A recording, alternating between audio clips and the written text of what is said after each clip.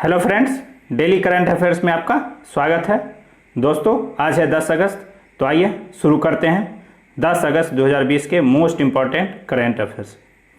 Current affairs शुरू करने से पहले यदि आप हमारे चैनल पर नए आए हैं तो चैनल को सब्सक्राइब कर लीजिए और बेल आइकन को प्रेस कर दीजिए ताकि वीडियो से रिलेटेड एवं चैनल से रिलेटेड सारे अपडेट आपको मिलती रहे। वीडियो पसंद आए तो वीडियो को लाइक कीजिए और इसे दोस्तों के साथ शेयर भी कीजिए। आप हमें कमेंट भी ज़रूर कीजिए। आप हमारा टेलीग्राम चैनल भी ज्वाइन कर सकते हैं। टेलीग्राम चैनल का लिंक वीडियो के डिस्क्रिप्शन में दिया गया है। आप इस वीडियो का पीडीएफ टेलीग्राम लिंक से या वीडियो के डिस्क्रिप्शन से प्राप्त कर सकते हैं। तो आइए शुरू करते हैं 10 अगस्त 2020 के most important current affairs quiz के साथ। कल आपसे मैंने पूछा था पहला सवाल, स्मार्ट इंडिया हैकाथन 2020 में प्रथम पुरस्कार किस संस्था ने जीता है? तो इसका सही जवाब था option D, defence institute of advance technology. दूसरा प्रश्न था, हाल ही में संघ लोक सेवा आयोग के नए अध्यक्ष कौन बनाए गए? तो संघ लोक सेवा आयोग के नए अध्यक्ष कौन बने हैं? ये बने हैं प्रदीप कुमार जोशी। ऑप्शन सी सही जवाब था। अगला प्रश्न है, राष्ट्रीय हथकरघा दिवस किस दिन मनाया जाता है?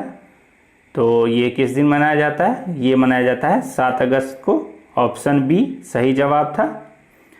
चौथा सवाल था, हाल ही में किस राज्य के मुख्यमंत्री द्वारा एक विशिष्ट पहचान पत्र, परिवार पहचान पत्र लॉन्च किया गया है?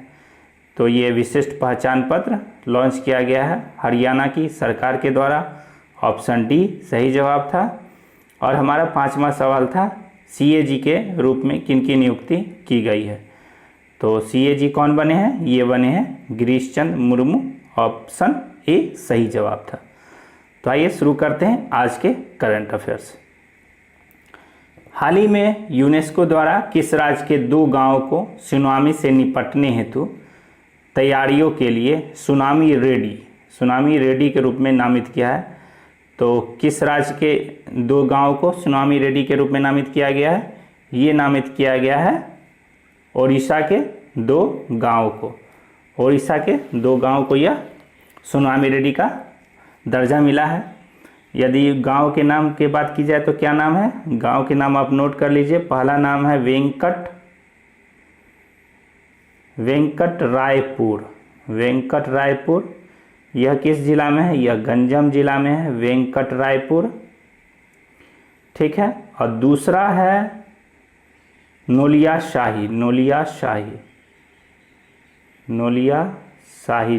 गांव। ठीक है। यह है जगत सिंहपुर जिला में, जगत सिंहपुर जिला। ये आप नोट कर लीजिए। पूछा जा सकता है कि किन 2 गांवों को, तो गांव के नाम भी पूछा जा सकता है, जगत सिंहपुर और वेंकट रायपुर गंजम जिले में है और नोलिया शाही जगत सिंहपुर में है। जगत सिंहपुर में नोलिया शाही। ठीक है। यूनेस्को की बात की जाए तो यूनेस्को के कहाँ है हेडक्वार्टर? यूनेस्को का हेडक्वार्टर है पेरिस में और इसके महानिदेशक हैं या अध्यक्ष हैं हेनरी एटाफोर। ठीक है। यदि उड़ीसा के सीएम की बात की जाए तो उड़ीसा के सीएम कौन है? नवीन पटनायक। ठीक है। और वहाँ के राज्यपाल हैं गणेशी लाल, याद कर लीजिए। वहाँ के कुछ नेशनल पार्क भी परीक्षा में पूछे जाते हैं, जैसे भीतरकनिका नेशनल पार्क। ठीक है। और Simlipal national park. 2 tiger reserve भी पूछे जाते हैं वहाँ से, सतकोशिया टाइगर रिजर्व और सिमलीपाल टाइगर रिजर्व भी है और ये नेशनल पार्क भी है। तो इतना आपको याद रखना है। अगला प्रश्न देखते हैं। सुर्खियों में रहा YSR चौथा योजना का संबंध किस राज्य से है? तो YSR चौथा योजना का संबंध किस राज्य से है? तो ये है option B Andhra Pradesh. Option B Andhra Pradesh से संबंध है। यह योजना क्या है? यह योजना जान लीजिए। यह योजना के तहत महिलाओं को उद्यमी बनाने के लिए पैसे मिलेंगे, जिसके तहत 75,000 रुपया दिया जाएगा। ठीक है, 4 सालों में 4 किस्तों में यह 75,000 रुपया दी जाएगी। ठीक है, महिलाओं को उद्यमी बनाने के लिए। लेकिन किन महिलाओं को यह लाभ मिलेगा? यह मिलेगा SC, ST, OBC और जिनकी उम्र 45 से 60 वर्ष के बीच में है, इन महिलाओं को यह लाभ मिलेगा। ठीक है, ये इस योजना की बात हो गई। 4 बार में 4 किस्तों में 18,750 रुपये करके मिलेगा। ठीक है, वहाँ के CM कौन है? YSR जगन मोहन रेड्डी। राज्यपाल हैं विश्वभूषण हरिचंदन। एक चीज़ और मैं आपको ट्रिक बता दूं कि यदि YSR किसी योजना में लगा हुआ है तो वह आंध्र प्रदेश की योजना होगी। आप आंख बंद करके आंध्र प्रदेश मार के आ सकते हैं। क्यों? क्योंकि जो अभी वर्तमान वहाँ के मुख्यमंत्री हैं YSR जगन मोहन रेड्डी, उनके पिता का नाम था YSR राजशेखर रेड्डी। तो उन्हीं के सम्मान में यह सारा योजना में YSR लगा हुआ रहता है। एक और ट्रिक जान लीजिए। अभी हमने बात किया था उड़ीसा की। अगर उड़ीसा की योजनाओं की बात की जाए तो इस उड़ीसा की योजनाओं में अधिकतर में मो लगा हुआ रहता है। ठीक है, मो और एक मधु बाबू पेंशन योजना भी उड़ीसा से संबंधित है। तो मो अगर लगा हुआ है किसी भी योजनाओं में तो वह ये उड़ीसा से है। यदि पश्चिम बंगाल की बात की जाए तो पश्चिम बंगाल की योजनाओं में अधिकतर में श्री आपको देखने को मिलेगी। तो इस अनुसार आप डिवाइड करके उत्तर बना सकते हैं परीक्षाओं में। ठीक है, अब हम लोग बात कर लेते हैं आंध्र प्रदेश की। तो आंध्र प्रदेश के CM कौन है? YSR जगन मोहन रेड्डी। ठीक है, और राज्यपाल कौन है? विश्वभूषण हरिचंदन। अभी हाल ही में यह पहला राज्य हो गया है जिसकी 3 राजधानियां होंगी। भारत का पहला राज्य है। यह भी एक और कार्यक्रम भी शुरू किया था, ई रक्षा बंधन कार्यक्रम भी आंध्र प्रदेश ने शुरू किया था। ठीक है, आंध्र प्रदेश के अगर नेशनल पार्क जो पूछे जाते हैं वो 1-2 देख लेते हैं हम लोग। Papikonda national park, Shri Venkateswara national park, आप नोट कर लीजिए, श्री वेंकटेश्वर नेशनल पार्क, और एक और है राजीव गांधी नेशनल पार्क। ठीक है, तो इतना आपको याद रखना है। आगे बढ़ते हैं अगले प्रश्न की ओर। किस राज्य के दूरदर्शन चैनल का शुभारंभ केंद्रीय सूचना और प्रसारण मंत्री प्रकाश जावड़ेकर ने किया है? तो किस राज्य में यह शुरू किया गया है? यह शुरू किया गया है ऑप्शन सी असम में। ऑप्शन सी असम में 24/7 24 घंटे 7 दिन यह चैनल वहाँ का स्थानीय चैनल बन के काम करेगा। यह शुरू किया गया है असम में। असम के कौन है? CM। असम के CM है जगदीश मुखी। ठीक है, CM नहीं, गवर्नर है जगदीश मुखी, और CM है सर्बानंद सोनोवाल, और गवर्नर हैं राज्यपाल जगदीश मुखी। ठीक है, अभी हाल ही में असम के काजीरंगा नेशनल पार्क में एक गोल्डन टाइगर देखा गया था। उड़ीसा से संबंधित एक और जानकारी थी कि उड़ीसा के बालासोर में यह भी पूछा जा सकता है कि गोल्डन कछुआ कहाँ देखा गया था? गोल्डन कछुआ तो उड़ीसा के बालासोर में देखा गया था गोल्डन कछुआ। आपको ये याद रखना होगा। यदि असम के नेशनल पार्क की बात की जाए तो असम में कुछ नेशनल पार्क हैं जो अक्सर एग्जाम में आ जाते हैं। डिब्रू साइखोवा नेशनल पार्क, आप इसे याद कर लीजिए। दूसरा है काजीरंगा, ये तो आप लोग को पता ही होगा। मानस यह बहुत बार पूछा जाता है अक्सर एग्जामों में आ जाता है। मानस नेशनल पार्क किस राज्य में स्थित है? फिर है नामेरी, ये कम लोग जानते हैं, नामेरी नेशनल पार्क, ये भी असम में है। और एक और है राजीव गांधी ओरांग नेशनल पार्क। अभी हम लोगों ने देखा कि राजीव गांधी आंध्र प्रदेश में है, लेकिन वो राजीव गांधी के अंदर एक और लगा हुआ है रामेश्वरम, ठीक है। और ये है राजीव गांधी ओरांग नेशनल पार्क। तो सिर्फ ओरांग नेशनल पार्क भी पूछ लिया जाता है कि कहाँ है, तो ओरांग नेशनल पार्क है असम में, ठीक है। इतना आपको याद रखना है, असम के बारे में ये जानकारी पूछी जाती है। टाइगर रिजर्व की बात कर लेते हैं, कुछ टाइगर रिजर्व भी पूछे जाते हैं। अंतर कुछ नहीं है, जो आपने नेशनल पार्क देखा है वहाँ के टाइगर रिजर्व भी हैं, जैसे Manas tiger reserve, Nameri tiger reserve, Kaziranga tiger reserve और ओरांग टाइगर रिजर्व, ये सारे के सारे नेशनल पार्क भी हैं। तो यदि आपको नेशनल पार्क पता है तो आप वहाँ के टाइगर रिजर्व भी बनाने में सक्षम रहिएगा। तो आगे बढ़ते हैं अगले प्रश्न की ओर। हाल ही में WTF स्पोर्ट्स ने अपना वैश्विक एम्बेसडर किसे बनाया?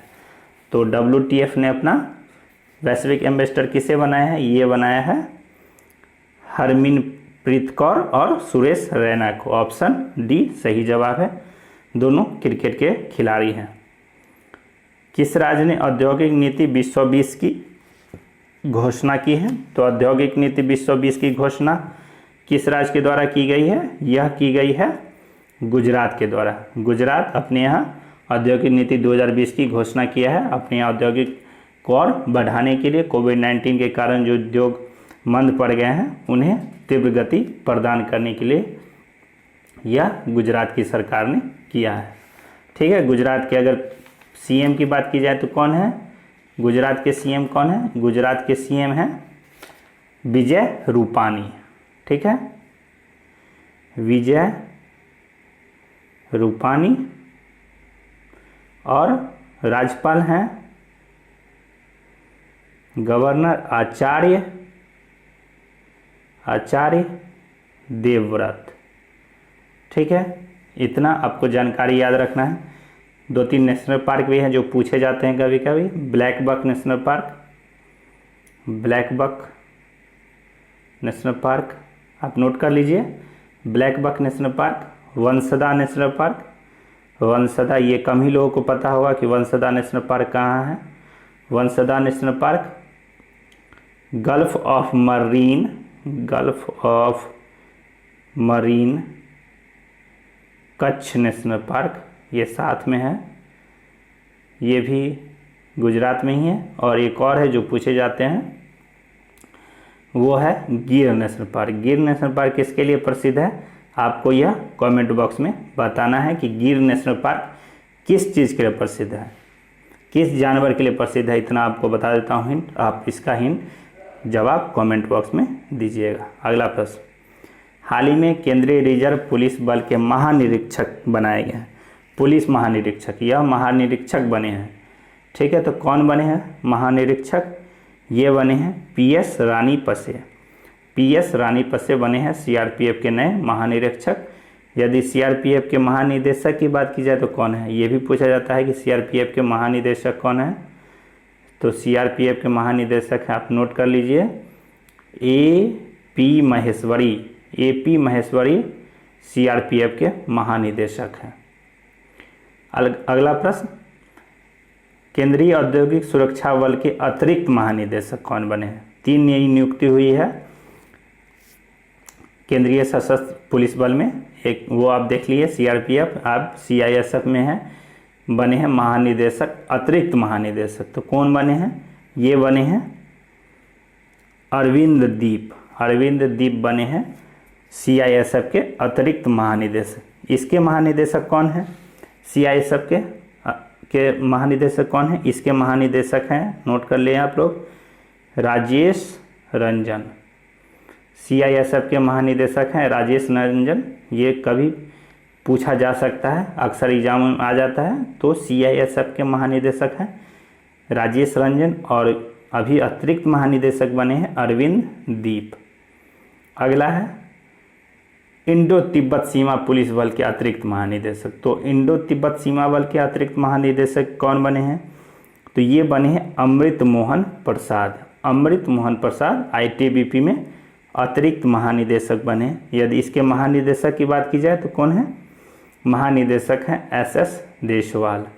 एसएस देशवाल आपको याद रखना है, एसएस देशवाल महानिदेशक, और आईटीबीपी के अतिरिक्त महानिदेशक अमृत मोहन प्रसाद। अगला सवाल देखिए, हाल ही में किसे पीएनबी हाउसिंग फाइनेंस के प्रबंध निदेशक और मुख्य कार्यकारी अधिकारी बनाए गए हैं? तो कौन बनाए गए हैं पीएनबी हाउसिंग फाइनेंस के एमडी एंड सीईओ? तो ये बनाए गए हैं हरदयाल प्रसाद। ऑप्शन डी सही जवाब है। यह किनका जगह लेंगे? तो यह नीरज व्यास का जगह लेंगे। तो ऑप्शन डी हरदयाल प्रसाद। आईसीसी टी20 वर्ल्ड कप 2021 का आयोजन कहाँ होगा? तो आईसीसी टी20 वर्ल्ड कप 2021 का आयोजन होगा भारत में। 2020 के वर्ल्ड कप का टी20 वर्ल्ड कप को स्थगित कर दिया गया था। अब इसका आयोजन 2022 में होगा। कहाँ होगा? ये होगा ऑस्ट्रेलिया में। ठीक है, 2020 में ऑस्ट्रेलिया में ही होने वाला था, लेकिन उसको अब पोस्टपोन कर दिया गया है कोविड-19 महामारी के कारण। अब यही टूर्नामेंट 2022 में कहाँ होगा? ऑस्ट्रेलिया में ही होगा। लेकिन 2021 में कहाँ होगा अगले वर्ष? वो होगा भारत में। अगला प्रश्न, किस देश में पेट्रोलियम तेल के रिसाव के कारण पर्यावरणीय आपातकाल घोषित किया गया? तो किस देश में पेट्रोलियम तेल का रिसाव हो गया? एक जहाज़ के कारण रिसाव हो गया है। जहाज़ से तेल के रिसाव के कारण ये वहाँ पर्यावरणीय आपातकाल घोषित किया है मॉरिशस ने। मॉरिशस में जापान के जहाज़ पर जो तेल जा रही थी उससे रिसाव होने के कारण उसने पर्यावरणीय आपातकाल घोषित किया है। मॉरिशस की राजधानी कहाँ है? मॉरिशस की राजधानी है पोर्ट लुई, और वहाँ के प्रधानमंत्री हैं प्रविंद जगन्नाथ, और राष्ट्रपति हैं पृथ्वीराज सिंह रूपन।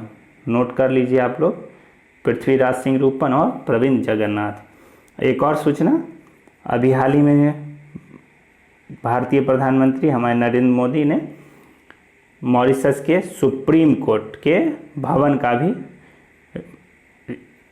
वीडियो कॉन्फ्रेंसिंग के माध्यम से उद्घाटन किया था। तो ये भी आपको याद रखना होगा। अगला प्रश्न, हाल ही में किस राष्ट्र ने 1971 के मुक्ति युद्ध में शहीद हुए भारतीय सैनिकों के लिए एक स्मारक बनाने का निर्णय लिया है? तो 1971 में कौन सा देश आज़ाद हुआ था? ये आप बताइए। ये आज़ाद हुआ था बांग्लादेश। तो बांग्लादेश को आज़ादी मिली थी भारत के सहयोग से। तो भारतीय सैनिकों के लिए एक स्मारक बनाएगा बांग्लादेश। ठीक है, बांग्लादेश की राजधानी कहाँ है? बांग्लादेश की राजधानी ढाका है। वहाँ के प्रधानमंत्री हैं शेख हसीना। बिम्स्टेक का मुख्यालय भी ढाका में ही है। ठीक है, बांग्लादेश ने भी फ्री सोशल नेटवर्किंग इंटरनेट सेवाओं पर रोक लगा दिया था, और वहाँ इसके लिए वह प्रसिद्ध रहा है। और भारत ने भी 10 ब्रॉडगेज रेल इंजन भी बांग्लादेश को सौंपे हैं। तो इसके लिए भी बांग्लादेश चर्चा में रहा है। भारत बांग्लादेश के 2 बंदरगाहों का यूज करता है, मोंगला और चट्टोग्राम। ये 2 बंदरगाहों का भी इस्तेमाल बांग्लादेश का भारत करता है। तो आगे बढ़िए अगले प्रश्न की ओर। हाल ही में निर्यात आयात बैंक एक्जिम बैंक ने किस देश को देश के भीतर बिजली की आपूर्ति की गुणवत्ता सुधारने के लिए 250 मिलियन अमेरिकी डॉलर की लाइन ऑफ क्रेडिट प्रदान की है?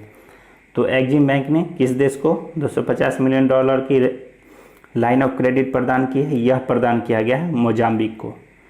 ऑप्शन डी मोजाम्बिक अफ्रीका महाद्वीप में स्थित देश है। ये है अफ्रीका महाद्वीप, ऐसा है। ये नहीं, ठीक से नहीं बना, बताते हैं।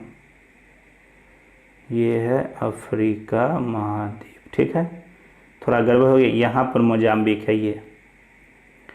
ठीक है, तो मोजाम्बिक को यह 250 मिलियन डॉलर का ऋण दिया गया। यहाँ पर है मेडागास्कर, यहाँ पर है मॉरिशस। ठीक है, तो अफ्रीकी देश है मोजाम्बिक। मोजाम्बिक की राजधानी है मापुतो, प्रधानमंत्री हैं कोलिस ऑगस्टिनो, और राष्ट्रपति वहाँ के पूछे जा सकते हैं, राष्ट्रपति आप याद कर लीजिए फिलिप न्यूसी। फिलिप न्यूसी मोजाम्बिक के राष्ट्रपति हैं। ठीक है। अगला प्रश्न, अमेजिंग अयोध्या किसकी रचना है? तो अमेजिंग अयोध्या किसने लिखा है? यह लिखा है नीना राय ने। नीना राय ने लिखा है, ये रही book amazing Ayodhya by Neena Rai. अगला सवाल है, making sense of Indian democracy को किसने लिखा है?